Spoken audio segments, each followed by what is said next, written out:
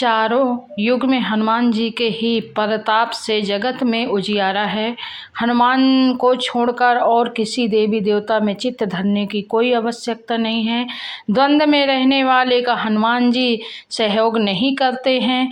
हनुमान जी हमारे बीच इस धरती पर शरीर मौजूद है। किसी भी व्यक्ति को जीवन में श्री राम की कृपा के बिना कोई भी सुख सुविधा प्राप्त नहीं हो सकती। श्री राम की कृपा प्राप्ति के लिए हमें हनुमान जी को प्रसन्न करना चाहिए। उनकी आज्ञा के बिना कोई भी श्री राम तक पहुंच नहीं सकता। हनुमान जी की शरण में जाने से सभी सुख सुविधाएं प्राप्त होती हैं। इनके साथ ही जब हनुमान जी हमारे रक्षक हैं तो हमें किसी भी अन्य देवी देवता, बाबा, साधु, ज्योतिष आदि की बातों में भटकने की ज़रूरत नहीं होती। हनुमान इस कलयुग में सबसे ज़्यादा जागृत और साक्षात है। कलयुग में हनुमान जी की भक्ति ही लोगों को दुख और संकट से बचाने में सक्षम है। बहुत से लोग किसी बाबा, देवी देवता, ज्योतिष और तांत्रिक के चक्कर में भटकते रहते हैं और अंत वे अपना जीवन नष्ट ही कर लेते हैं, क्योंकि वे हनुमान जी की भक्ति शक्ति को नहीं पहचानते। ऐसे भटके हुए लोगों का राम ही भला करें। क्या हनुमान जी बंदर थे? हनुमान जी का जन्म कपि नामक वानर जाति में हुआ था। नए शोधानुसार प्रभु श्री राम का जन्म 10 जनवरी 5114 ईस्वी पूर्व अयोध्या में हुआ था। श्री राम के जन्म के पूर्व हनुमान जी का जन्म हुआ था, अर्थात आज फरवरी 2015 से लगभग 19 वर्ष पूर्व हनुमान जी का जन्म हुआ था। शोधकर्ता कहते हैं कि आज 9 लाख वर्ष पूर्व एक ऐसी विरल वानर जाति भारतवर्ष में विद्वान थी जो आज से 15 से 12 हजार वर्ष पूर्व अंततः लुप्त हो गई थी। जाति का नाम कपि था। हनुमान जी के संबंध में यह प्रश्न प्रायः सर्वत्र उठता है कि क्या हनुमान जी बंदर थे? इसके लिए कुछ लोग रामायण आदि ग्रंथों के लिए हनुमान जी और उनके सजातीय बांधव सुग्रीव, अंगदादी के नाम के साथ बानर, कपि, शाखा मृग, स्वप्न आदि विशेष पढ़कर अपने बंदर प्रजाति का होने का उदाहरण देते हैं। यह भी कहते हैं कि उनकी पूंछ लांगूर वाली और लाम के कंदाल में प्रत्येक उनका प्रमाण है। यह भी उनकी सभी जगत संपुच प्रतिमाएं देखकर उनके पास हुआ बंदर जैसा होना सिद्ध होता है। रामायण में वाल्मीकि जी ने कहा है, उन्हें विशिष्ट पंडित, राजनीति में धुरंधर और वीर शिरोमणि प्रकट किया है।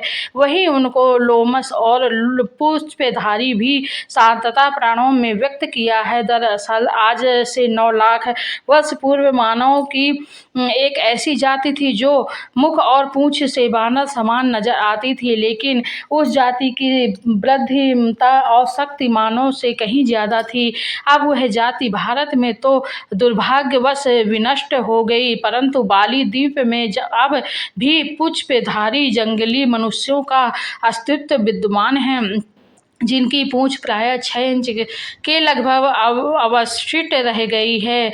ये सभी पुरातत्ववेत्ता अनुसंधान एकमात्र के अनुसार स्वीकार करते हैं कि पुराकालीन बहुत से प्राणियों के नस्ल अब सर्वथा समाप्त हो चुकी है। क्या आज भी जीवित है हनुमान जी? हनुमान जी इस कलयुग के अंत तक अपने शरीर में ही रहेंगे। वे आज भी धरती पर विचरण करते हैं। हनुमान जी को धर्म की रक्षा के लिए अमरता का वरदान मिला था। इस वरदान के कारण आज भी हनुमान जी जीवित हैं और वे भगवान के भक्तों तथा धर्म की रक्षा में लगे हुए हैं। जब कल्कि रूप में भगवान विष्णु अवतार लेंगे तब हनुमान, परशुराम, अश्वत्थ का प्रचार, विश्वामित्र, विभीषण और राजा बोले, कलयुग में श्री राम के नाम वाले और हनुमान जी की भक्ति करने वाले ही सुरक्षित रह सकते हैं। हनुमान जी अपार बलशाली और वीर हैं और उनका कोई सानी नहीं है। धर्म की स्थापना और रक्षा का कार्य 4 लोगों के हाथ में है, दुर्गा, भैरव, हनुमान और कृष्ण। त्रेता युग में हनुमान, त्रेता युग में तो पवन पुत्र हनुमान के केसरी नंदन के रूप में जन्म लिया और वे राम के भक्त बनकर उनके साथ छाया की रहे। वाल्मीकि रामायण हनुमान जी के संपूर्ण चरित्र का उल्लेख करती है। द्वापर युग में हनुमान जी भीम की परीक्षा लेने के लिए इनका बड़ा ही सुंदर प्रसंग है। महाभारत में प्रसंग है कि भीम उनकी पूंछ को मार्ग से हटाने के लिए कहते हैं तो हनुमान जी कहते हैं कि तुम ही हटा लो, लेकिन भीम अपनी पूरी ताकत लगाकर भी उनकी पूंछ नहीं हटा पाते हैं। इस तरह एक बार हनुमान जी के माध्यम से श्री कृष्ण अपनी पत्नी सत्यभामा, सुदर्शन चक्र और गरुड़ की शक्ति के अभिमान का मान मर्दन करते हैं। तीसरा, कलयुग में हनुमान यदि मनुष्य पूर्ण श्रद्धा और विश्वास से हनुमान जी का आश्रय ग्रहण कर ले तो फिर तुलसीदास जी की भांति उसे भी हनुमान और राम दर्शन होने में देर नहीं लगेगी। कलयुग में हनुमान जी ने अपने भक्तों को उनके होने का आभास कराया है। ये वचन हनुमान जी ने ही तुलसीदास जी से कहे थे। चित्रकूट के घाट पे भई संतन की भीड़, तुलसीदास चंदन घिसे तिलक देत रघुवीर। कहा रहते हैं हनुमान जी कलयुग में गंधमादन पर्वत पर निवास करते हैं, ऐसा श्रीमद् भागवत में वर्णन आता है। उल्लेखनीय है कि अपने अज्ञातवास के समय हिमवंत पार करके पांडव गंधमादन के पास पहुँचे। एक बार भीम सहस्त्र दल कमल लेने के लिए गंधमादन पर्वत के वन में पहुँच गए थे, जहाँ उन्होंने हनुमान को लेटे देखा और फिर हनुमान ने भीम का घमंड चूर कर दिया। क्यों सिंदूर चढ़ता है हनुमान जी को? हनुमान जी को सिंदूर बहुत ही प्रिय है।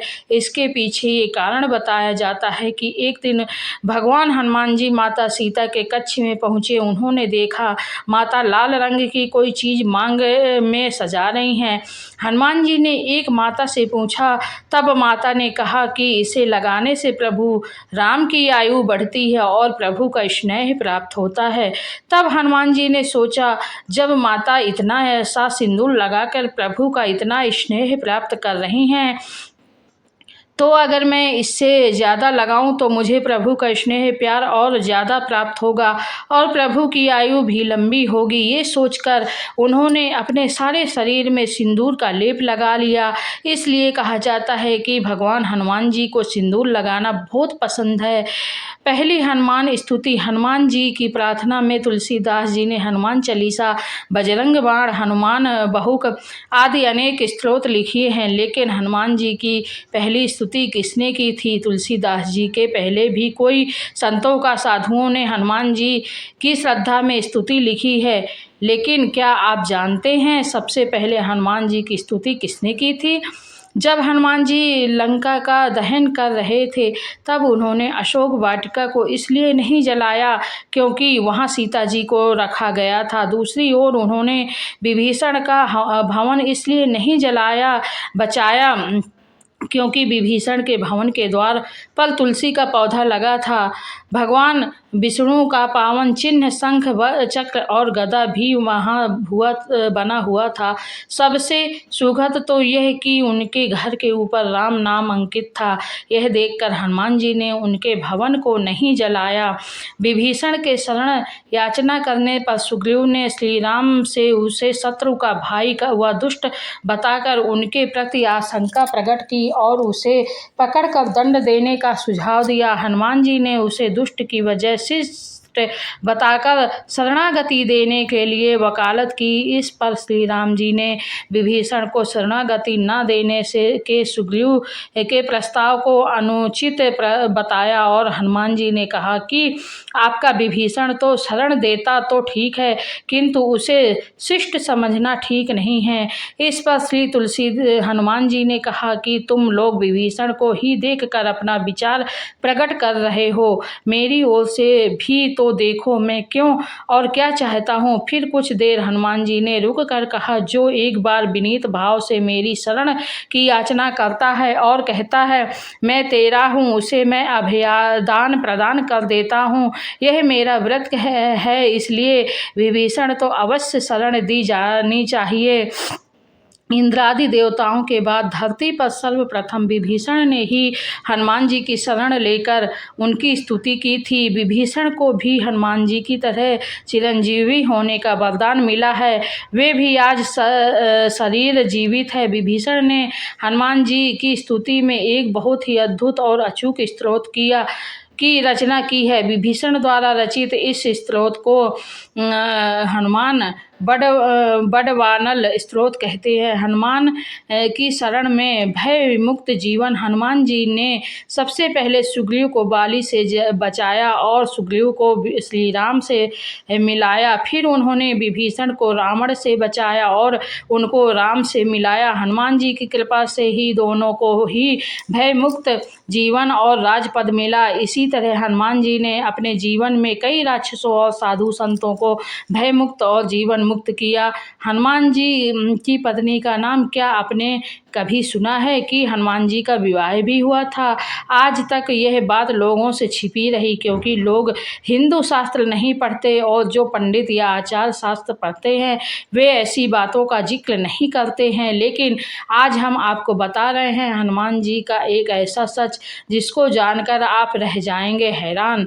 आंध्र प्रदेश के खम्मम जिले में एक मंदिर ऐसा विद्यमान है जो प्रमाण है हनुमान जी के विवाह का। इस मंदिर में हनुमान जी की प्रतिमा के साथ उनकी पत्नी की प्रतिमा भी विराजमान है। इस मंदिर के दर्शन करने के लिए दूर दूर से लोग आते हैं।